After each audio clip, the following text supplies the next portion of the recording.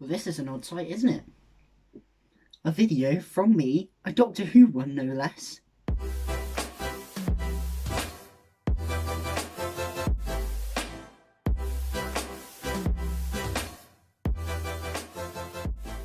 Yes, I'm back again from a rather long hiatus. I feel that this is the longest hiatus I've probably taken, and I do keep on saying this. Seems like every single video I release I'm apologising for taking a break, and unfortunately this time, again, lack of motivation for making videos kind of ties into me making this video, because it does have a linkage with Doctor Who. Now, if you've been around the channel for a while, you'll be aware that my last Doctor Who video was probably about a year ago, and it was on the New Year's special Doctor Who Resolution. And if you'll know, I really did not enjoy the episode. He thinks that he can take UNIT, one of the most treasured and important organisations throughout the 55 plus years of Doctor Who, and get rid of them just for the sake of a bloody Brexit joke. What the hell? Honestly, this is... my mind was blown when I first watched this. I was like, oh my god, Chibnall, what the hell have you done? Who are you? Do you actually know the show you're showrunning? Or more importantly, do you actually have any little bit of respect for the show you are showrunning? I think it's just downright disrespectful to the show, to the people behind the show for all 55 plus years, and to Nicholas Courtney. It's supposed to be seen as a joke, but I can promise though, I was not laughing. I mean, not enjoying that episode may be a bit of an understatement, to be honest. And that, on top of me just not really enjoying Doctor Who Series 11 that much, just meant that I just was not hyped for this series of Doctor Who. To be honest, if I hadn't been scrolling through Twitter, I probably wouldn't have even known it was on, and probably wouldn't have even been that bothered. To be honest, I wasn't thinking about it. Doctor Who just wasn't on my mind. I wasn't really doing anything Doctor Who related. I was doing more things related to Marvel, DC and Star Wars.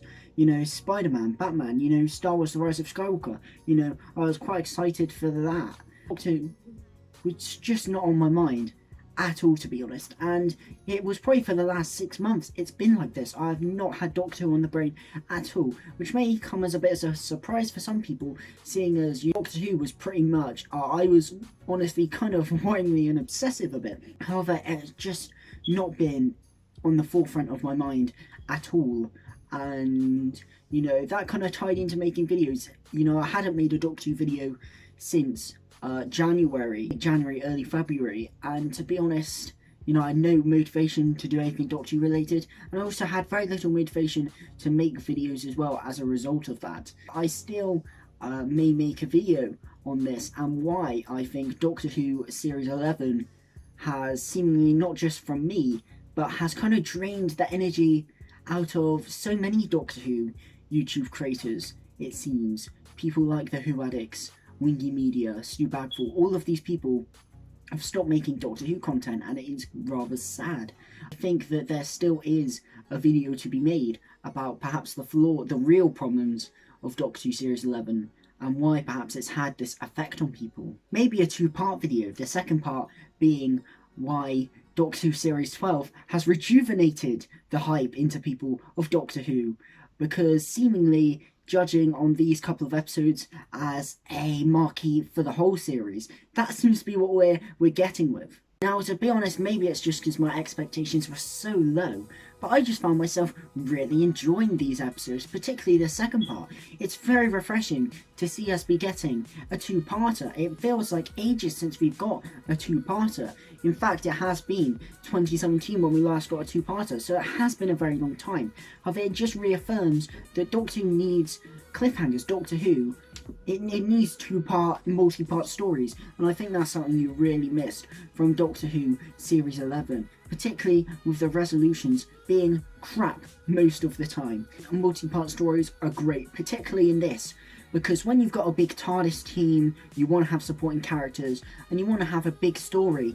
To flesh that out A two-parter is perfectly for that. That is why they work so well during Russell T Davies era and the early Moffat era.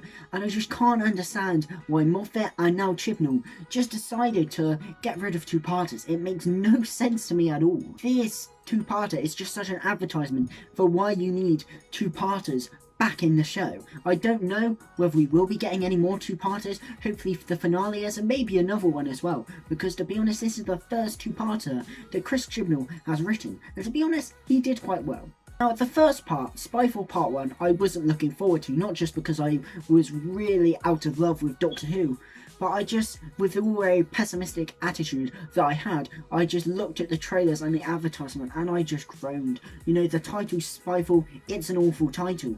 To be honest, it's just playing on Skyfall, which is already a spy movie, so that makes no sense. And all the spy stuff going into this episode, it just seemed really cringy and it looked so gimmicky. And I just couldn't go into this very excited. However, coming out of the first episode, I felt like it was much more of a step in the right direction. There was still a few things from Series 11 that really held the episode back, but overall as a story, it felt a lot more like the Doctor Who that I really liked. It felt like an episode that could be taken out of Matt Smith or Capaldi's era, and while in the case of Capaldi especially, that may not seem like much of a compliment, I feel that Doctor Who Series 11 really missed the Doctor Who-iness, if you will, that kind of essence that makes it feel like a Doctor Who story that even the poor episodes of Peter Capaldi's era had. And you really get that, even the opening shot. Two-parters are back, and we've got pre-title sequences are back, which you never really notice how big an impact pre-title sequences actually have until they were taken away in Doctor Who Series 11, and it really builds anticipation. Felt like something out of the Smith or Capaldi era, when you've got these random spies just, you know, doing their job, and all of a sudden something mysterious is picking them all off, like, what's happening? It reminded me a lot of something out of the Capaldi era. And then you've got that guy in the safe house, and then all of a sudden these things get him, and it's like, oh, that's intriguing, that's a mystery, which was nice compared to a lot of Doctor Who Series 11, where the episode started with just the Doctor and her friends arriving, and that just wasn't particularly intriguing. It didn't really get you into the story, whereas with this, you were already intrigued, and it made the episode feel big, it made it feel grand, which is something that this episode and that follows into the second part really lends itself to. Something that, again, despite the fact that clearly they wanted to tell some grand stories, it never really felt like it was, which I feel is a combination between the writing, the episodic format and the format of the series, as well as the direction. How the direction were changed was a welcome, you know, introduction at the beginning of Series 11, and how different it felt from the rest of modern Doctor Who and even classic Who. I feel like before the end it did kind of get annoying of how much it felt like it was being directed like any old drama and not Doctor Who. Combination of the writing and the directing and just the episodic structure of these episodes made the episode feel so much grander. You do get introduced to some of the things that bugs me about Doctor Who Series 11. We start with the Doctor, Jodie Whittaker. After Doctor Who Series 11 Resolution, she was unfortunately my least favourite Doctor, and that was because they just didn't do much with her. The Doctor is one of the most complex characters in sci-fi, if not the most complex, and the best Doctors, I feel, Tom Baker, Matt Smith, my personal favourite Doctor, were brilliant because of the perfect blend of the comedic side and the darker moments. Matt Smith was a genius for doing it. He played the comedy so well, but then on a switch on a dime, he could do the serious moments and the darker moments, and that's what made his Doctor so great. That's why so many people love Tennant's Doctor and Eccleston's Doctor, and Capaldi had his moments, despite the fact they took a while to get the balance right with him. Whittaker, they just lent on the comedy, and I don't feel Jodie Whittaker is as natural with the comedy as someone like Matt Smith or David Tennant were. Adding that with the fact that she's not getting any serious moments. There was literally zero serious moments in Doctor Who Series 11. That's one of the things that bugs me about Resolution, is there are so many chances for serious moments.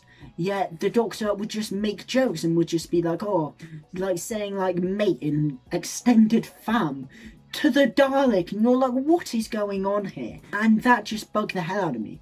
I think it's a combination of Jodie not being as natural with the comedy as some of the previous Doctors, plus the fact she has little serious scenes and it's all the comedy, adding the fact that the comedic writing is very poor. And unfortunately, you did see that sprinkled in episode 1, especially, where the jokes either rely on the Doctor saying some sort of slang term, or the Doctor referencing something that exists in the real world, like referencing, you know, WhatsApp, or saying fam, or Graham saying Uber. Those aren't jokes. I watched a review of the 2019 Hellboy film, and there's a point where Hellboy's getting attacked by some giants, and Hellboy says, oh, someone call me an Uber. And as the person in the video rightly pointed out, just Hellboy referencing an Uber just because it's something that exists in our real world is not a joke. It's not a good substitute for a punchline. That really happened with Jodie Whittaker's Doctor and Doctor Who in general. And it didn't just start there. There was a lot of times where Capaldi would reference Twitter or Facebook, and even Matt Smith. I feel like something that Moffat brought in towards the end of his era, and Chibnall unfortunately kind of stuck with. And like I said, it's not just the Doctor, but other characters make similar jokes in Series 11, and unfortunately not so much in Part 2, but in Part 1 that still occurred. And it did just kind of does make Jodie Whittaker's Doctor kind of annoying. The fact that she's has no serious moments and it's all comedic. She's not as natural with the comedic stuff, and the comedic writing is just so poor. It just makes her Doctor very irritating. That just still annoyed me. That stuff was creeping in. However, one thing that I did like about Jodie's Doctor, even in this first part, was the serious moments when she's confronting the Kasavin. We don't know they were the Kasavin at the time, but her confronting the Kasavin, she just seemed like so much more of a natural here, because she was given some serious stuff to play with, and she gets a lot more of that in Part 2, and she really shines. And it just shows that when you give Jodie's Doctor the serious material that all the other Doctors have been given, she is as good as the Doctor. And it annoys me that she didn't get this stuff in Series 11, because that really could have changed that course of the series for me. Really could have changed my optimism towards this series going in. However, you know, in this episode, you know, it's one of the first things you see is that Jodie is getting better material in terms of more serious stuff to work with as the Doctor, and she's performing it quite well, and that's obviously a delight to see. Another problem with Doctor Who Series 11 was the companions. They didn't have an amazing amount to do. Graham was the highlight just because of the charm that Bradley Walsh brings to the role, but overall all three characters of Ryan, Yaz and Graham, bloody hell, Ryan, Yaz and Graham were hilariously underwritten to the point that they could just be, you know, the boy, the girl, and the older boy. They're like character models, blank canvases to just go into the story. They don't really have a personality, which every single other companion had at this point. Even Clara had some sort of personality that I just don't think any of these characters have. However, it was nice to see Ryan and Yaz especially getting to work on their own, because that's one thing you get from two-parters and two-parters benefit, which is bigger TARDIS teams. And if you're going to have a bigger TARDIS team, you have to have multi-part stories. And it's something they benefited from in this episode, was doing stuff on their own, particularly Yaz, who got to use her journalist skills, and Ryan, who got a lot of stuff to do as well. It does seem that they're making Ryan a bit dumb, and perhaps that's his personality trait now. That is a bit annoying, but I can roll with it just because at least it's a personality. Whereas he was just all mopey and down and rather annoying for most of last series. Now, the plot is interesting, and it's very intriguing, and it lends itself well to a two-part story. Obviously, all these spies are being picked off by these things called the Kasavin, and we don't know what's going. They're rolled in by MI6, by Stephen Fry, and he essentially says, you know, this guy, Daniel Barton, he seems to be into it, you know, could you check that out for us? And Yaz and Ryan go to check out Barton, and the Doctor and Graham go to check out the alien advisor that used to work for MI6 called O. and down in the Australian outback, and what happens is both the Doctor and Graham and Ryan and Yaz encounter the Kasavin and encounter some mysterious things, which all ends up culminating at the end when they have to go and explore Barton, and they see an old enemy in the process. It was rather interesting. By Sacha Dhawan is a very likable character. It's nice to see a character who is actually very informative about the Doctor, something we haven't really seen in Jodie Whittaker's era. Her past hasn't really been referenced at all so far, and it was nice to see someone who's so informative about the Doctor.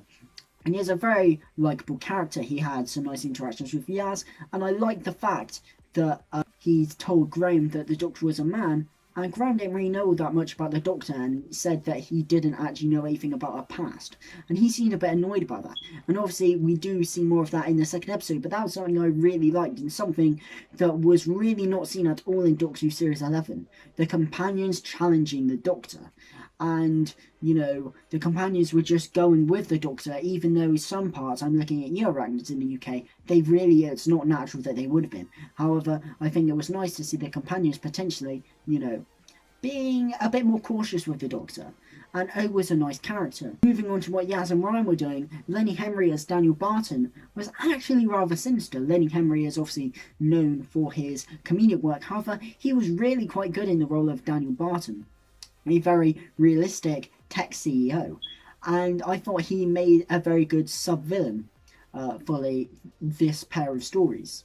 Doctor ends up having to catch the Kasavin, and that's very interesting as well because she plays it very well and she's very serious towards the Kasavin. The Kasavin are a very interesting villain because while they don't get a heck of a lot to do in part 2, in part 1 I think they're really effective. They don't do much, they kill a couple of people but they don't really do much, and the design is essentially just a white figure. However, I think the voice and the Doctor's interactions with them just make them seem so threatening, and so much more threatening than anything in Doctor Who Series 11, more threatening than a Dalek, in fact. That was just down to a combination of the Doctor interactions before it, the voice, they were actually killing people, they seemed threatening, the voice was brilliant. I don't know if it was Nicholas Briggs, but the voice was brilliant, and the music by Segun Akinola.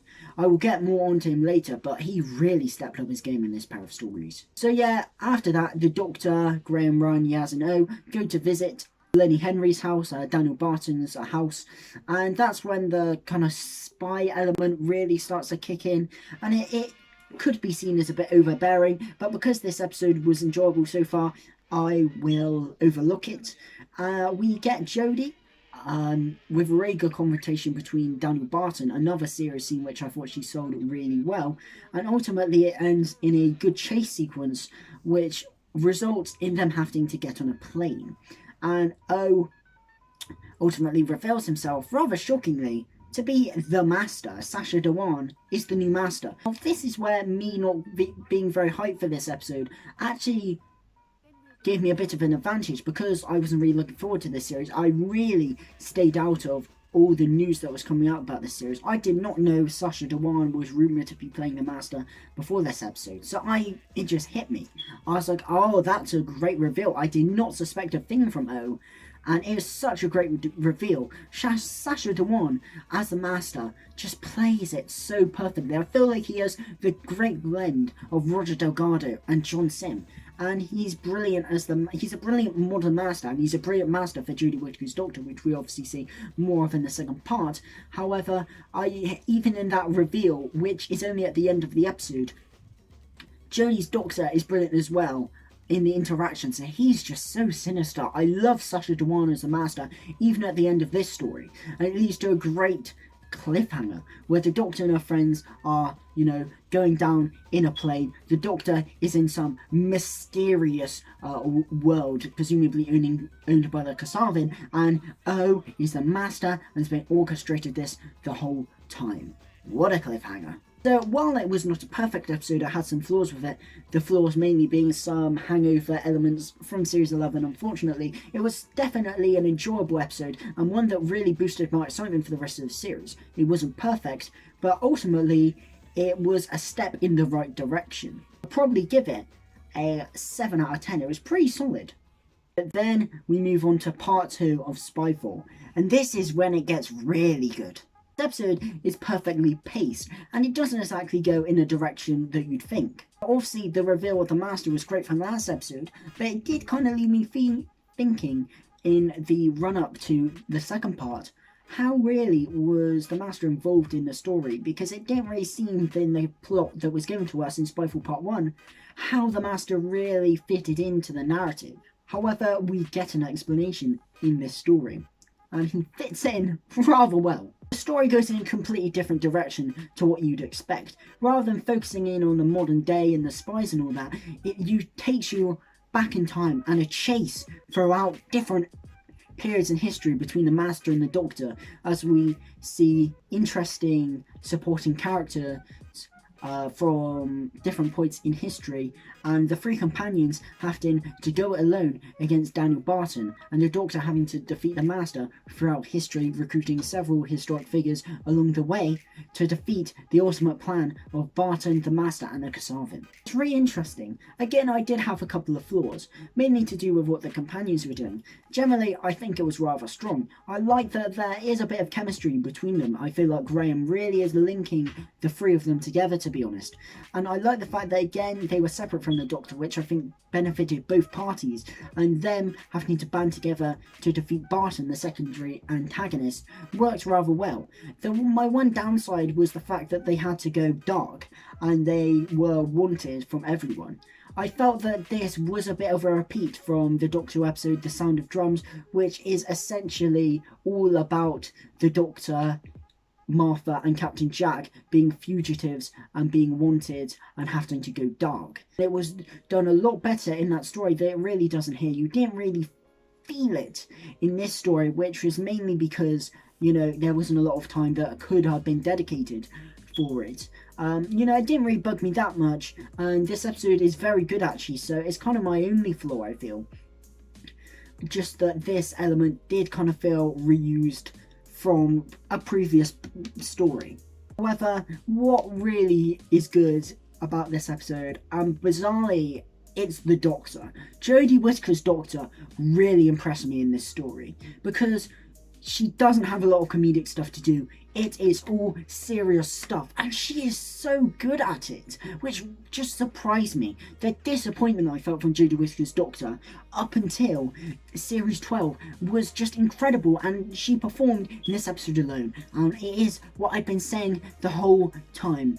It's just she needed some serious stuff, and she did it. And also the comedic elements were rather good as well. It was subtle, and it was a lot better written. You'd think that both episodes were written by two different people, because Christopher Chibnall really stepped up his writing game here. All the brilliant scenes, particularly with the Master, and I'll talk about him in a minute, were just brilliant. Jodie Whittaker gave her best performance as the Doctor in this episode by a country mile. I think that she felt very intelligent, she felt very brave and strong and confident, and that she was going to sort this out, but also she felt like she was aware of the danger of the situation.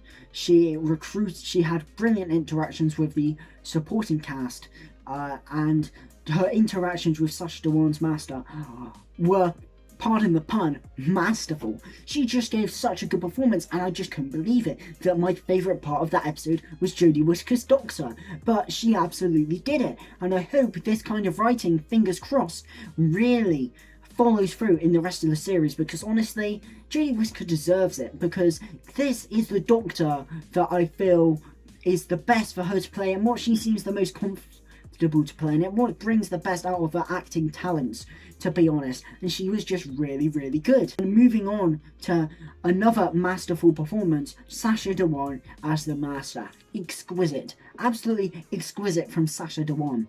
He is such a good actor, and he really shows it. He is so sinister. I said he blends Roger Delgado and John Sim and all the other Masters like Ainley and Michelle Gomez and Jacoby, all perfectly. I feel that he has his moments of being so sinister. He has his moments of being rather devious. He has his moments of being, you know, psychotic. He has his moments of being a loser, his moments of a winner. He is just brilliant. The scene when he's in the 1800s and he starts shrinking people is really good. The scene, which is brilliant acting between both Sacha Dhawan and Jodie Whittaker, where he tells the Doctor to kneel. It's brilliant. And he dresses up as a Nazi soldier, which is cold even for the Master, but I loved it. I loved it. And the Master and the Doctor and their scene atop the Eiffel Tower. Oh, it was brilliant. It was a brilliant confrontation. Both Sacha Dhawan and Jodie Whittaker were on top form. The references to not only previous Master series but the wider continuity of Doctor Who were just a bonus. And the references to Gallifrey, I'll get onto in a minute, just really brought a history back to the show. There was no doubt that Sacha Dhawan was the Master that we saw all the way back in Terror of the Autons. And there was no doubt that Jodie Whittaker was the Doctor that we saw all the way back in An Unearthly Child. Brilliant. They both gave such good performances and really made this story, I feel. I said the supporting cast. Unfortunately, I do not know the actresses' names, but the actresses who played Ada Lovelace and Noor Khan were brilliant as well. They brought such believability to the eras that they were supposed to have come from. I'm not really too clued up on the historical characters they were playing, but I presume it was rather faithful, and they were very good accomplices to the Doctor. The story is quite fast-paced, moving through different time zones, but it's all the matter for it. This chase through time aspect, which is something we haven't really seen before, was a brilliant concept to add to this story. And you had the A and B plot, the Doctor versus the Master, and the three companions versus Daniel Barton. The Kasavin are brilliantly used. I like the idea that they're kind of a portal, and I think that's a very interesting idea. The direction is great, the performances are great. Subtle moments of comedy as well, like when the Master arrives back in the present day and he says that was the worst however years they had to live through. A very funny moment. I think that Daniel Barton and his whole thing about technology and how they're using it to spy on people is very relevant, and it's so quite frightening because of how real it feels, and that was a very good element to bring to this story. I may say the resolution was a bit rushed, however I felt that it works perfectly well due to the pace of this story, and ultimately the episode does have a very good few last 5 minutes. Essentially, Sacha Dhawan says that he went back to Gallifrey and that it was destroyed, and the Doctor goes back there and sees that it was destroyed, and the Master reveals that he destroyed it because of what he learned, and it is to do with the founding fathers of Gallifrey and the Timeless Child. Where have I heard that before? Oh yeah, the Ghost Monument, the Timeless Child, that potential story arc that went nowhere. Seemingly they're picking up on it back again in this series. I don't think this is particularly planned. I just feel that something that Christian will kind of throw in there if he ever needed a story arc, and now he's decided to bring it back. So I wouldn't say this has been always planned. However, it's certainly interesting where they're going with it. Hopefully they don't retcon too much Time Lord mythology, and I would have liked to see the Time Lords back again. However, it is nice to see how Bent retconned. I think everyone is kind of happy about that, and I feel that, you know, it'll be interesting to see where they go with this series arc. And as I said, just I don't think they need to reference the past all the time in Doctor Who. However, just to feel a sense of history in the show really added to most of the characters, particularly the Doctor and the Master, and really got me excited for the rest of the series and where it's going to go. This second part wasn't just a step in the right direction, it was a very good story, and I've watched it twice now, and I enjoyed it just as much the second time. I think the performances from Jodie Whittaker and Sacha Dhawan are brilliant. I love Jodie Whittaker in this episode, to my surprise, and Sacha Dhawan is a perfect Master. I hope we see more of him in the rest of the series because he's so good. He may well be my favourite Master. We'll have to wait and see, but he just blends everything I loved about all the previous Masters. The story was fast-paced, interesting ideas, lots of different locations to always keep it fresh. Every character had something to do. The plot line was very good. Even the secondary antagonists of Daniel Barton and the Kasavin were very threatening, and Daniel Barton, Lenny Henry, had a very good monologue, as I said, about technology that was frighteningly true. And it ends so strongly, teasing you for the rest of the series and the companions finally getting answers on the Doctor. That I couldn't believe it, how much of a course correction and how much of a turn Doctor Who had made in just merely 2 episodes, and how much of an effect it had on me. I went from really not excited about this series at all, pre-Spyfall Part 1, to just being so excited about the series post-Spyfall Part 2. It's quite incredible. How has Chibnall done it? Still stand by my fact on Chibnall's flaws as a writer, and Chibnall's flaws on writing characters and writing the Doctor. I still haven't forgiven him from how dull he made Series 11 and what he did for Resolution, and I am still worried within the next stories that some of his Chibnall mannerisms, such as the poor writing for the Doctor, may creep in the rest of the stories. I hope not, but maybe I should be more optimistic after this brilliant episode. However, I think if he can just write episodes close to Spyfall Part 2, nearing quality, we are looking for a definite upgrade and hopefully a very good series on our hands. The main positive from this two-parter, though, is Jodie Whittaker and just how much more the Doctor she felt, and that is such a positive going into the rest of the series, that she seems like she's really found her groove as a Doctor and found the Doctor that she wants to play, and she's the best at playing. Spyfall Part 2, I would give it a solid 8 out of 10. I really enjoyed it. I thought it blended some brilliant ideas, and the performances from Jodie Whittaker and Sacha Dhawan were a highlight and made the episode, to be honest. Another thing, the last thing I'll talk about, which applies to both episodes really, and the final thing I should talk about, is Second Akinola. Now, Murray Gold stepped down after Doctor Who Series 10, and Second Akinola came in, and his music was tranquil than perhaps Murray Gold's. It was a lot less overbearing, and it was very different, and I did enjoy that towards the beginning of the series. However, I did find it incredibly repetitive and a bit annoying towards the end of the series. I felt that his lack of threatening and dramatic music was a real loss to the show.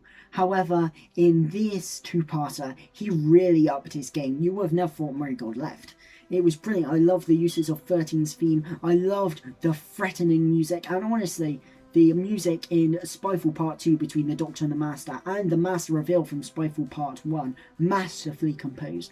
He is another one who seems to have really stepped up his game from Doctor Who Series 11. So yeah, overall, it's a real positive review to my surprise. Everything seems to have made a turnaround. Not everything's perfect, however, it seems that they've really put effort into making this series better, and especially Spyfall Part 2 I really enjoyed. Hopefully the quality can continue throughout the series, because to be honest, this has really revitalised my interest. I feel that it's really revitalised a lot of Doctor Who fans that perhaps were losing love in the show. It's really revitalised their interest, and I'm very excited for the rest of the series. Fingers crossed it can be as good as Spyfall Part 2, because then we're in for a cracker of a series. But yes, thank you guys for watching. If you enjoy this video, please leave a like and drop a sub and hit that notification bell to stay notified for all my latest videos. I will be doing reviews of all the rest of Doctor Who Series 12.